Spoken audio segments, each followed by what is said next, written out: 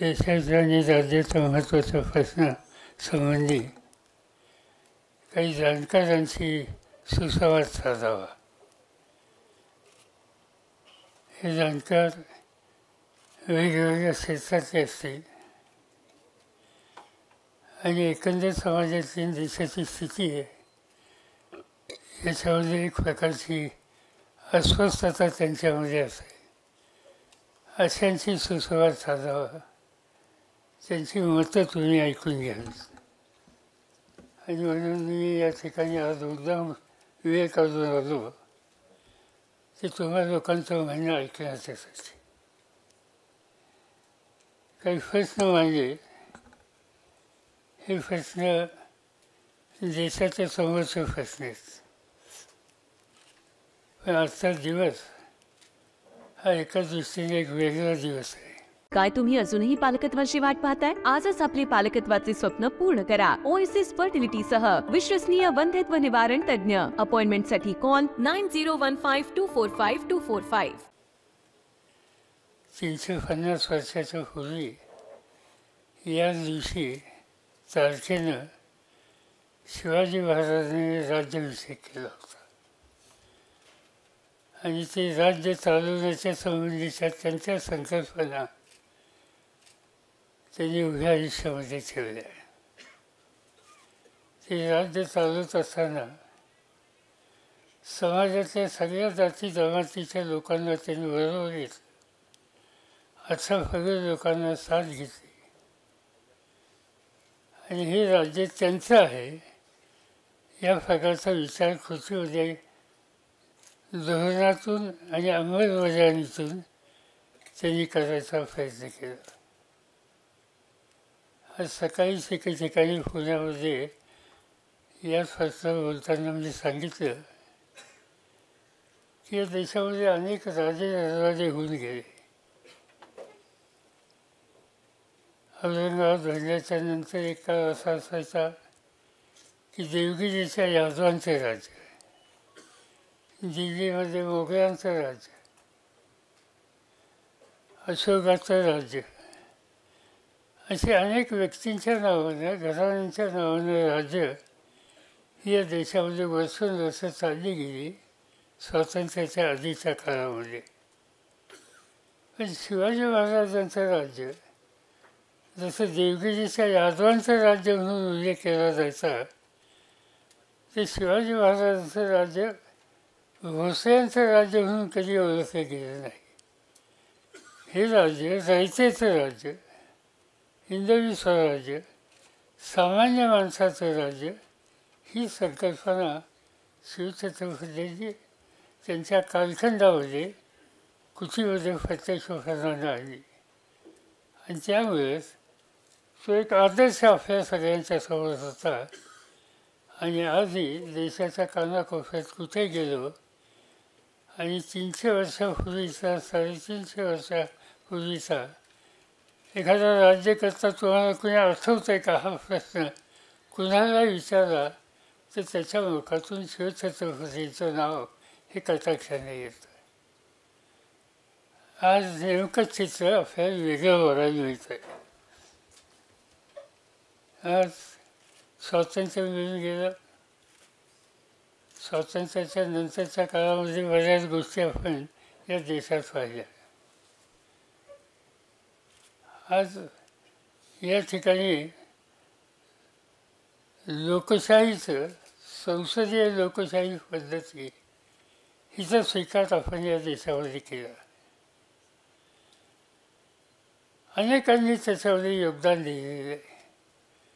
ती संसदीय लोकशाही पद्धती मजबूत कशी होईल याच्यासाठी याच्याचं फार मोठं योगदान हे डॉक्टर बाबासाहेब आंबेडकरांनी दिलं.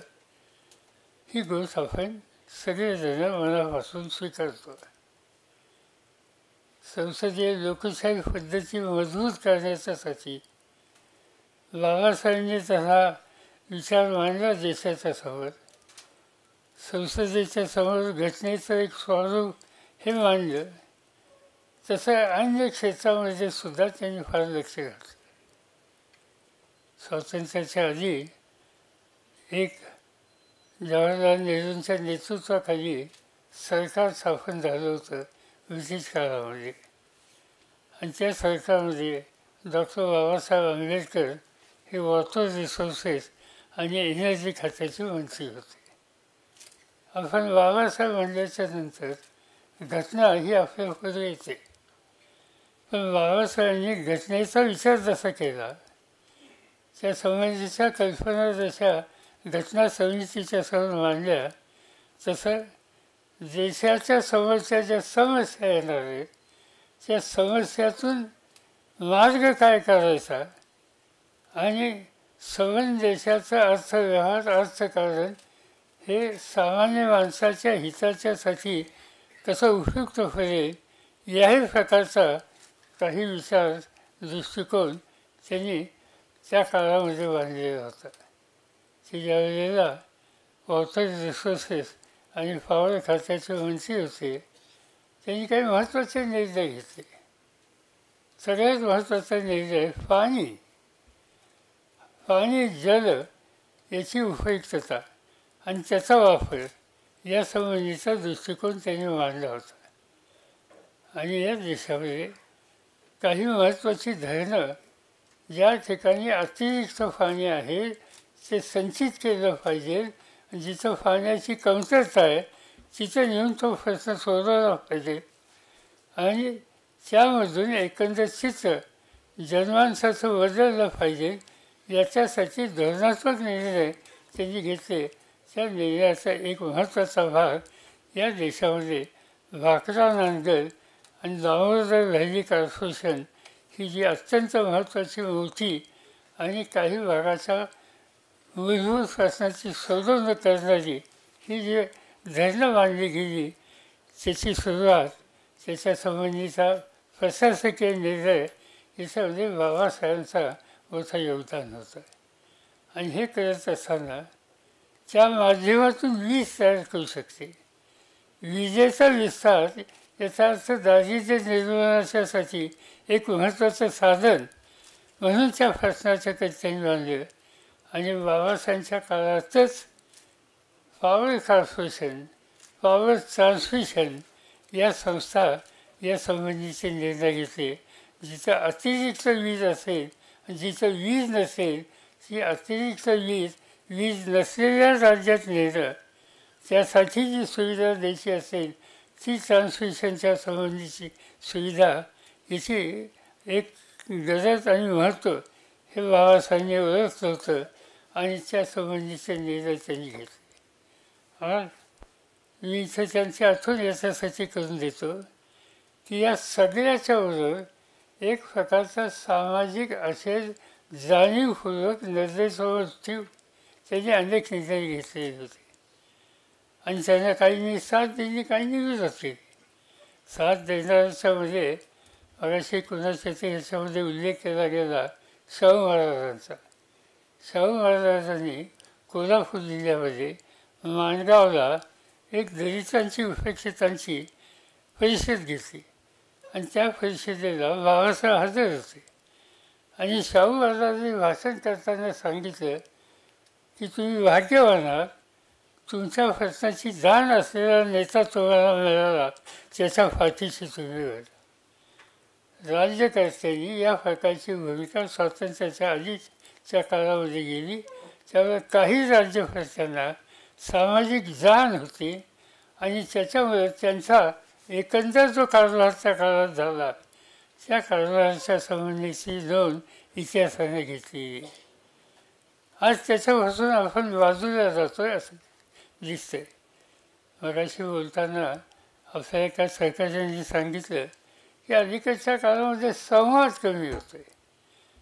माझ्याच एका पुस्तकाचा उल्लेख आपण कोणते या ठिकाणी केला. त्याची जी नवी आवृत्ती आहे त्याच्यामध्ये स्वतंत्र एक चॅप्टर माझा आहे की आज संसदीय कामकाज पद्धतीमध्ये संवाद कसा कमी झाले. अनेक गोष्टीत आता पार्लमेंट विधानसभामध्ये जाऊन मला यंदाच्या वर्षी 56 वर्ष पूर्ण होत आहेत सतत. पण मी कधी असं पार्लमेंट पाहिलं नाही किंवा विधिमंडळ पाहिलं नाही की मतभिन्नता असेल त्याची मतभिन्नता व्यक्त करणारे लोक हे कोणत्याही अन्य देशातले आहेत किंवा अन्य धर्मातले आहेत किंवा अन्य कशातले आहेत अशा प्रकारचा दृष्टिकोन तरी या देशात आम्हाला पाहायला मिळाला नव्हता. सुसंवाद असायचा, मतभेद असायचे आणि त्या मतभेदाच्यामधून मार्ग काढण्याच्या संबंधीचा प्रयत्न असायचा. आज काय दिसतं? आज सुसंवादच नाही, डायलॉग नाही, कुणाशी बोलायचा प्रश्न नाही आणि कुणीच्या संबंधीचा विचारही करत नाही. याच्या आधीच्या राज्यकर्त्यांनी वेगळी भूमिका घेतली. मला आठवतं आहे चंद्रशेखर देशाचे प्रधानमंत्री होते आणि बाबरी मस्जिदीचा प्रश्न आला. बाबरी मस्जिदीचा प्रश्न आल्याच्या नंतर त्यांनी 2 लोकांना बोलवलं. त्यावेळेला 2 संघटना त्या बाबरी मस्जिदीच्या प्रश्नाच्या संबंधी एक वेगळी भूमिका घेत होते. एक बाबरी मस्जिद ॲक्शन कमिटी नावाची संघटना आणि दुसरी हिंदुत्वाचे नाव विसरलो मी त्यांची एक समिती आणि त्यांच्यामध्ये एक प्रकारचे संघर्षाचं वातावरण होतं. त्यावेळेला चंद्रशेखर फडणवीस होते आणि त्यांनी मला आणि वैभवसिंग शेखावत हे भाजपचे आणि दुसऱ्या राज्याचे मुख्यमंत्री होते राजस्थानचे. आम्हाला दोघांना बोलवलं. आमचे व्यक्तिगत संबंध चांगले होते आणि आम्हाला सांगितलं की काही झालं तर हा प्रश्न सामोपचारानेच सुटला पाहिजे, इथं मतभिन्नता नकोच. आणि मला सांगितलं की हिंदुत्ववादी ज्या संघटना आहेत त्यांच्याशी डायलॉग करण्याचं काम तुम्ही करा. आणि वैभवसिंगला सांगितलं की बाबरी मस्जिद ॲक्शन कमिटी आणि त्या संदर्भाची भूमिका घेणारे जे अल्पसंख्याक समाजाचे घटक आहेत त्यांच्याशी डायलॉग तुम्ही करा. आणि आमच्या काही बैठका झाल्या.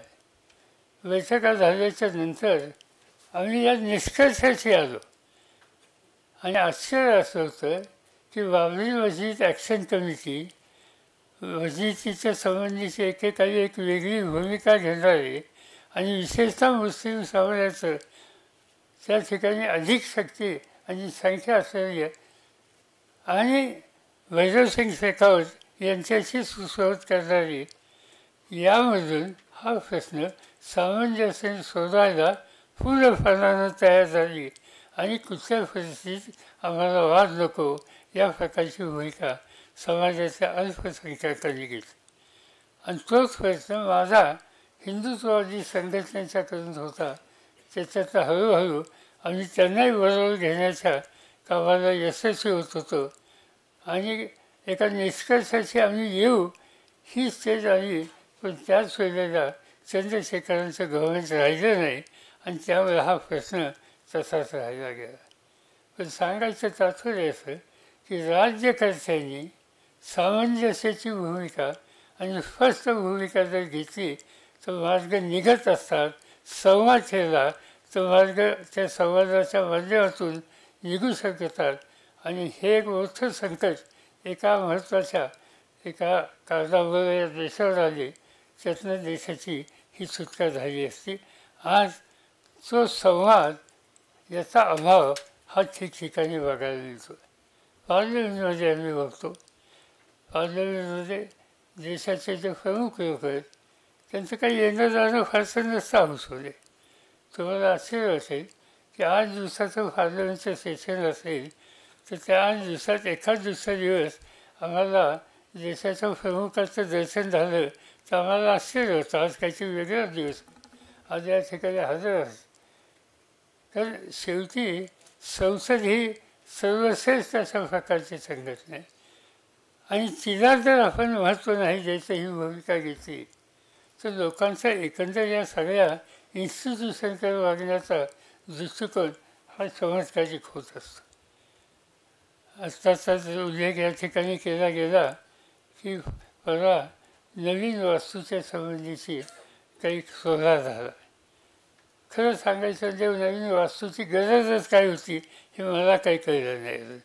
कारण ज्या पार्लमेंटमध्ये आपण बसतो तुम्ही सगळेजण कुणी दिल्लीला गेला तर कटाक्षानं बाहेरून करणं बघायचा प्रयत्न करत असत. या संस्थेनं, या फादरांच्या सभागृहानं अनेक ऐतिहासिक निर्णय या देशामध्ये घेतले आणि हे संसदीय पद्धती तिथं आपण जतन करतो.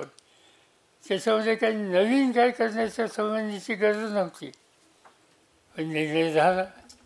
मी जे म्हणलं की संवाद नव्हता, तर मी पार्लमेंटमध्ये लहानशा कळणा एका पक्षाचा नेता आहे आणि जनरली पक्षांच्या नेत्यांशी सुसंवाद काही महत्त्वाच्या निर्णयाशी होता.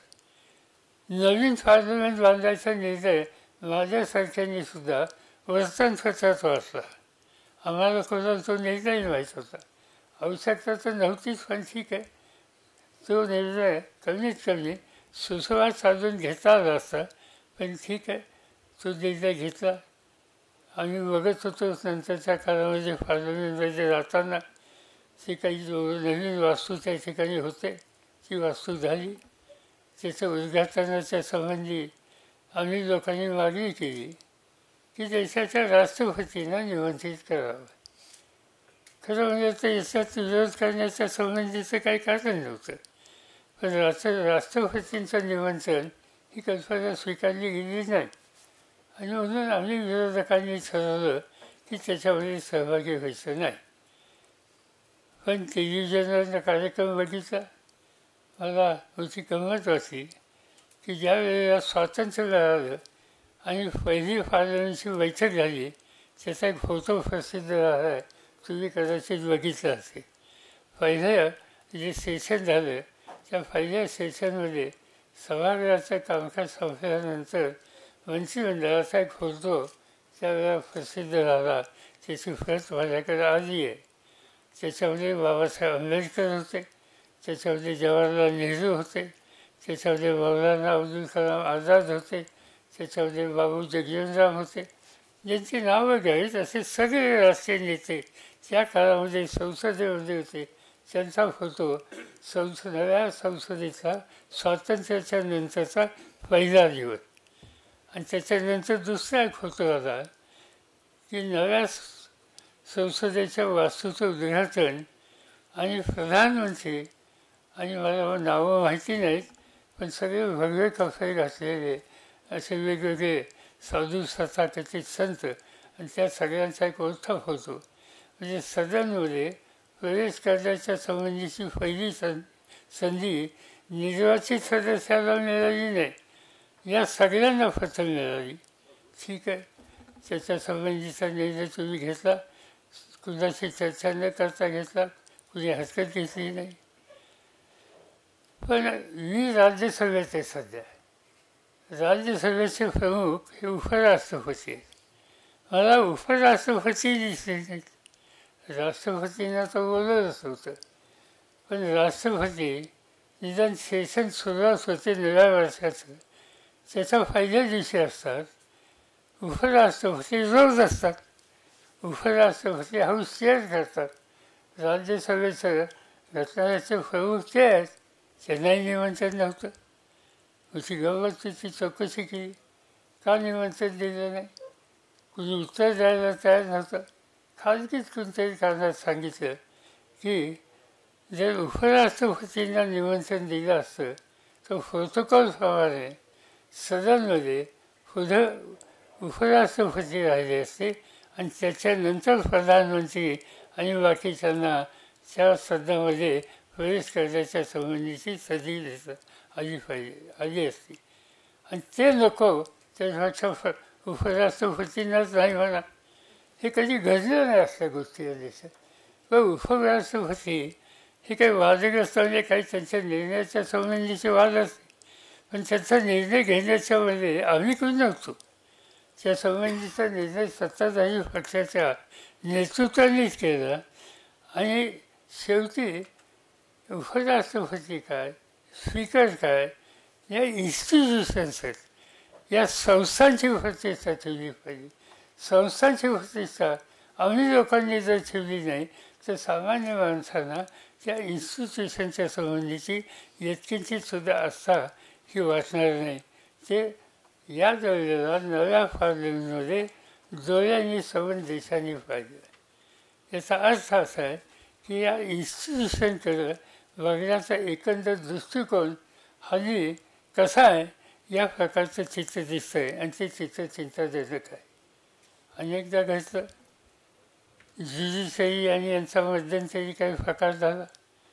त्या न्याय खात्याचा कायदे खात्याचे जे मंत्री आहेत त्यांची आत्ता त्यातनं सुटका केली गेली, पण त्याच्या आधी त्यांनी गेल्या वर्ष दीड वर्षामध्ये जी विधानं केली ती ज्युडिशरीच्या प्रतिष्ठा वाढवणारी नव्हती.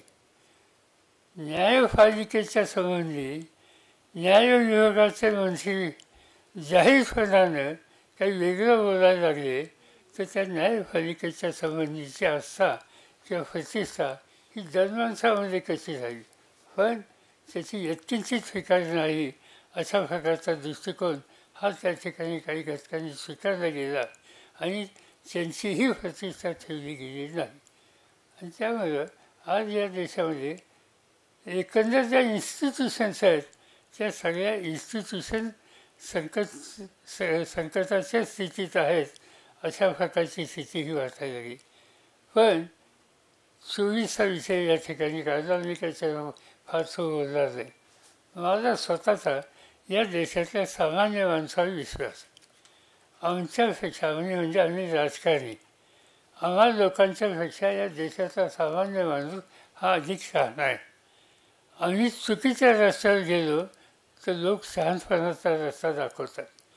1977 साली आपण पाहिलं, 75, 76, 77 इंदिरा गांधींच्यासारखं एक जबरदस्त शक्तिशाली आणि एकेकाळचं लोकप्रिय नेतृत्व असताना संसदीय लोकशाहीला बाजूला ठेवण्याचा निकाल घेण्यात भूमिका त्यांनी घेतली. त्या शक्तिशाली इंदिरा गांधींचा पराभव सामान्य लोकांनी या देशात केला, त्यांच्या चिरंजीवांचा पराभव केला. आणि संसदीय लोकशाही पद्धतीत उभी घालणं हे आम्ही मान्य करणार नाही हे लोकांनी सांगितलं, घडवलं आणि देशात सत्ता बदल केली. ज्यांच्या हातामध्ये सत्ता दिली वर्ष दीड वर्षात 18-19 महिन्याच्या नंतर त्यांनी देश चालवण्याच्या संबंधीची जबाबदारी नीट पाळली नाही हे ज्यावेळी लोकांना जाणवलं, मोरारजीभाई देसाई प्रधानमंत्री असताना आणि नंतरच्या काळात मोरारजीभाई, चरणसिंग वगैरे जे काही सगळं घडलं ते पाहिल्याच्या नंतर पुन्हा एकदा या देशातल्या सामान्य लोकांनीच निर्णय घेतला आणि जनताचं राज्य बाजूला केलं आणि इंदिरा गांधींच्या हातात सत्ता दिली. लोक शहाणपणाचे निकाल घेतात. आज संबंध देशाचं लोकसभेचं इलेक्शन चालू होईल, पण एकंदर चित्र काय दिसतंय आज तुम्ही देशाचा नकाशा निर्देशावर ठेवा. आपण केरळपासून सुरुवात करू. आज केरळमध्ये भाजपचे राज्य आहे नाही. केरळमध्ये तामिळनाडूला या तिथं भाजपचे राज्य आहे नाही. तिथून तुम्ही कर्नाटकामध्ये या, प्रचंड सत्ता संपत्तीचा वापर या कर्नाटकाच्या निवडणुकीत गेला. मी स्वतः गेलेलो होतो आणि मी कधी पाहिलं नाही अशा प्रकारच्या गोष्टी आम्ही त्या निवडणुकीमध्ये पाहिल्या. एवढं सगळं भारतीय जनता पार्टीनं करून प्रधानमंत्र्यांच्या अनेक सभा घेतल्यानंतर राज्य हातात असतानासुद्धा त्या कर्नाटकामध्ये भाजपचा पराभव झाला. नुसताच पराभव झाला नाही तर कधी मिळाला नव्हता इतक्या जागा त्यांना यावेळी आल्या. म्हणजे केरळपासून कर्नाटकापर्यंत सत्ता ही त्यांच्या हातात नाही आणि हा निकाल लोकांनी घेतला. गोव्यामध्ये बघा, गोव्यामध्ये राज्य भाजपचं नव्हतं, तिथं काँग्रेसची सत्ता आली होती. 6-7 आमदार फोडले आणि नंतर सरकार बदललं आणि त्या ठिकाणी त्यांनी सत्ता हातामध्ये घेतली. पुन्हा आपण या महाराष्ट्र सोडा, म्हणजे आपण हैदराबाद शेजारचं राज्य किंवा तिथं भाजप नाही. त्याच्यानंतरच्या आंध्रमध्ये भाजप नाही. त्याच्यानंतर तुम्ही आता महाराष्ट्र आपलं राज्य बाजूला ठेवूया, गुजरातमध्ये भाजप आहे अफवान्य करून. त्याच्यानंतरचं राज्य येतं मध्य प्रदेश. मध्य प्रदेशमध्ये कमलनाथच्या नेतृत्वाखालचं सरकार होतं, आमदार फोडले आणि सरकार त्या ठिकाणी फाडलं आणि या कालचे चव्हाण त्यांचं सरकार त्या ठिकाणी सत्तेवर आलं. याचा अर्थ त्या राज्यातसुद्धा भाजपला लोकांनी संधी दिली नाही. तीच गोष्ट तुम्ही उत्तर प्रदेशमध्ये बघितलं तर उत्तर प्रदेशमध्ये भाजपचं राज्य आहे ही गोष्ट आपल्याला मान्य करावं लागेल. पण पुढे आपण गेलो, झारखंड नाही, उत्तराखंड नाही, हिमाचल नाही, दिल्ली नाही, पंजाब नाही, वेस्ट बेंगॉल नाही, एकदम मग आसाम किंवा ही छोटी छोटी राज्य जी आहेत. आणि त्या राज्यातसुद्धा ज्याचा उल्लेख मणिपूरचा या ठिकाणी केला. आज मणिपूरला एका समाजावर प्रचंड हल्ले होतात, त्यांची घरं पेटवली जातात. देशाचे गृहमंत्री त्या ठिकाणी जाऊन आले असं वाचण्यात आलं, पण परिस्थितीत काही फरक पडला नाही. याचा अर्थ त्या ठिकाणची अवस्था ही अधिक गंभीर झालेली दिसते. आणि म्हणून संबंध देशाचं चित्र पाहिलं तर संबंध देशाचं चित्र पाहिल्याच्या नंतर बहुसंख्य राज्यामध्ये लोकांनी शहाणपणाचा निकाल घेतलेला आहे. लोकांनी इन्स्टिट्यूशनला हल्ला करणारे राज्यकर्ते आम्हाला चालणार नाहीत हा निकाल घेतलेला दिसतो. आणि त्यामुळं आपण काहीतरी वेगळं होईल याची फार चिंता करण्याचं कारण नाही, फक्त जागरूक राहण्याची गरज आहे. आणि काळजी माझ्यासारख्याला एकच आहे की उद्याची जी निवडणूक 24ची होईल ती राज्यांच्या निवडणुकीच्या संबंधीचा दृष्टिकोन लोकसभेच्या निवडणुकीला कितपत ठेवतील याची चर्चा ही ठिकठिकाणी होते. आणि त्याचं महत्त्वाचं कारण की विरोधी पक्ष एकत्र येऊन काही पर्याय लोकांना विश्वासदर्शक पर्याय हे देण्याच्यासाठी यशस्वी झाले तर लोक नक्की या संबंधीचा वेगळा विचार करतील. आणि त्याच्यामध्ये आम्ही लोक शहाणपणाने वागलो नाही तर कदाचित लोक पर्याय म्हणून दुसरासुद्धा विचार करणारच नाही असं काही म्हणता येणार नाही. आणि त्यामुळे तसं एकंदर चित्र चिंताजनक आहे, काळजी करण्यासारखं आहे. संसदीय लोकशाही पद्धतीचे हल्ले होत आहेत. संबंध प्रशासन यंत्रणासुद्धा ही एका वेगळ्या दृष्टिकोनातून वागलेली जाते.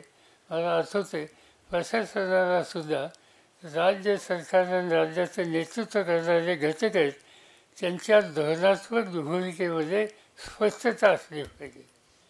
मला आठवते एक दिवशी मी इथं आलो होतो आणि इथं आल्याच्या नंतर दंगा झाला होता. महाराष्ट्राच्या विधानसभेमध्ये 20 एक निर्णय घेतला होता नामांतर करण्याच्याबद्दलचा. आमच्या काही सगळ्या सहकाऱ्यांच्याशी चर्चा करून नामांतराचा निर्णय घेतला आणि संध्याकाळी इथं आग लागली. अनेक ठिकाणी या ठिकाणी घरं जाळली गेली, आणखीन काय काय झालं तुम्हाला तो इतिहास माहिती आहे. आणि मी आणि SM जोशी आम्ही दोघं इथं आलो लोकांना भेटायला, विद्यार्थ्यांना समजून सांगायला. अत्यंत राग होता आमच्यावर, म्हणजे अगदी चफला मारल्या सगळं झालं. त्याची काही चिंता नाही. सरकारची भूमिका आम्ही घेतली, निर्णय नंतर तहकूब केला. त्याच्यानंतर पुन्हा वसुली जसं जाऊन दिलं. मराठवाड्याच्या बहुसंख्य कॉलेजमध्ये जाऊन विद्यार्थ्यांशी संवाद साधला आणि हा निर्णय आपण घेऊ शकलो. मराठवाड्याच्या जनतेनं, विद्यार्थ्यांनी त्या सगळ्या कामाला मनापासूनचं सहकार्य दिलं. हे का घडलं? डायलॉग ठेवलेला होता. पहिल्यांदा का घडलं नाही? आम्ही डायलॉग केला नव्हता. आम्ही ऐकलं, विधिमंडळात ठराव केला, पास केलं आणि होऊन जाईल म्हणून सांगितलं. संवाद नव्हता. आणि नंतरच्या काळामध्ये संवाद ठेवला, त्याच्यामुळे मराठवाड्यामध्ये शांतता झाली. लोकांनी निर्णय घेतला आणि आपण तो विषयसुद्धा नामांतराचा, दंगलीचा त्या काळातला विसरून गेलो. आणखीन एक गोष्ट मला त्यावेळी आठवते की एका अधिकाऱ्याला मी मराठवाड्यात फिरत असताना गडबड झाली, नांदेडमध्ये गडबड गंभीर झाली होती.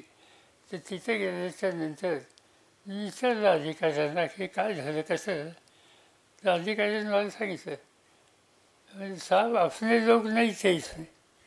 मैंने अपने लोग यानी क्या? नाही म्हणजे आपले लोक नव्हते याच्यात. म्हणजे आपल्या फरके कोण कोणी पाकिस्तानी होते. असं की प्रशासन यंत्रणांमध्ये सुद्धा ज्यावेळेला जातीय किंवा अशा प्रकारच्या स्थिती निर्माण होते त्यावेळेला प्रशासकीय यंत्रणा त्या समाजाच्या लहान घटकाच्या संबंधी हा आमचा नाही अशा प्रकारची भूमिका घेतो. आमच्यावर तो हल्ला नव्हता की आमच्या लोकांनी केला नाही अशी भूमिका घेतो. त्यातनं संदेश हा दिला जातो की शासकीय यंत्रणासुद्धा जातीयवादी प्रवृत्तीचा पुरस्कार करते. आणि अशा वेळेला राज्यकर्त्यांनी भक्कमपणाचे निर्णय घ्यावे लागतात. नांदेडला मी ऐकलं आणि त्यावेळेच्या संध्याकाळी त्या ग्रस्तांना ससवणी करावं लागलं आणि सांगावं लागलं की हे चालणार नाही. काय व्हायचं असेल ते होईल, आपला दुसरा नाही. या देशाचा प्रत्येक माणूस राज्यकर्त्यांना प्रशासन यंत्रणेला आपला आहे अशा प्रकारची भूमिका घेऊन तो संदेश खाली द्यायला हवा आहे, नाहीतर चुकीच्या गोष्टी घडतात. आणि हल्लीच्या काळामध्ये या गोष्टी सातत्यानं ठिकठिकाणी होत आहेत.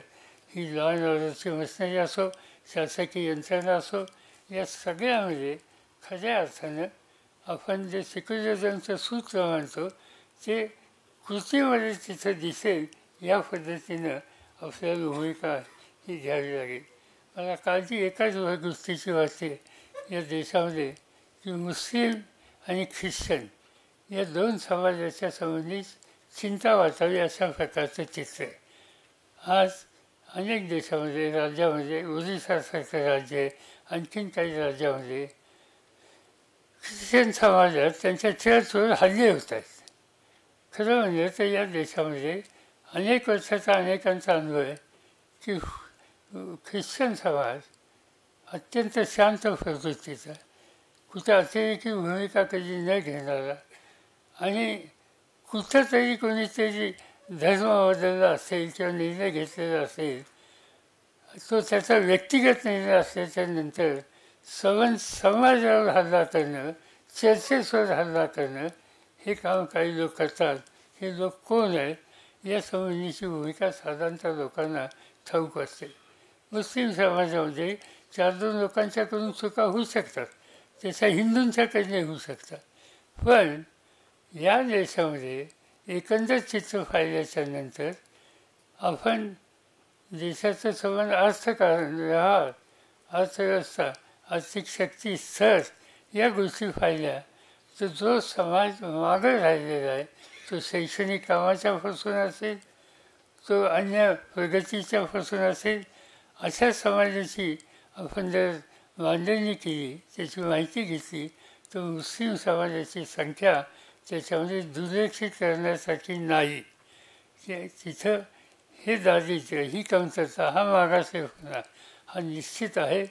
आणि समाज एकसंघ करायचा असेल, विकासाच्या रस्त्याने न्यायचा असेल तर एखादा घटक मागं ठेवून तो समाज कधी पुढे जाऊ शकत नाही. आणि त्या दृष्टीनं मुस्लिम समाजाकडे वागण्याचा दृष्टिकोन हा सामान्य लोकांचा जरी अनुकूल असला तर काही लोक जाणीवपूर्वक याच्यामध्ये भेदाभेद कसा होईल, कटुता कसं होईल, द्वेषभावना कशी वाढेल याची काळजी घेतात. हे एक मोठं आव्हान आज मला या देशाच्या समोर दिसतं.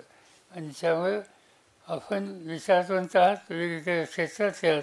आपल्या सगळ्यांची, माझी सगळ्यांची जबाबदारी ही आहे की या देशातला कुठल्याही जाती जमातीचा धर्मात प्रत्येक घटक हा भारतीय आहे आणि भारताच्या हिताच्यासाठी आपण सगळेजण एक आहोत. त्याच्यामध्ये आपण भिन्नता, आपण कटुता, आपण विद्वेष या सगळ्यापासून दूर राहिलं पाहिजे. आणि उद्या प्रसंग आला तर त्या प्रसंगी एकजुटीनं या अशा विद्वेष वाढवणाऱ्या प्रवृत्ती आहेत त्याच्याविरुद्ध उभं राहण्याची भूमिका घेतली पाहिजे. आणि त्यांना योग्य प्रकारचा धडा शिकवला पाहिजे. येईल सत्तेवर, येईल सत्तेवर. माझ्या दृष्टीनं हा लोकशाहीचा कोणाचाही अधिकार आहे, पण त्याहीपेक्षा देश एक आणि समाज एकसंघ ठेवायला जो उपयुक्त असेल त्याला शक्ती देणं, त्याच्या पाठीशी उभं राहणं हे सूत्र घेऊन आपण पुढे जायची गरज आहे. एवढंच या ठिकाणी सांगतो. सगळ्यांशी बोलायची, तुमचं म्हणणं ऐकायची संधी मला दिली त्याबद्दल कृतज्ञता व्यक्त करतो आणि मी आपली रजा घेतो.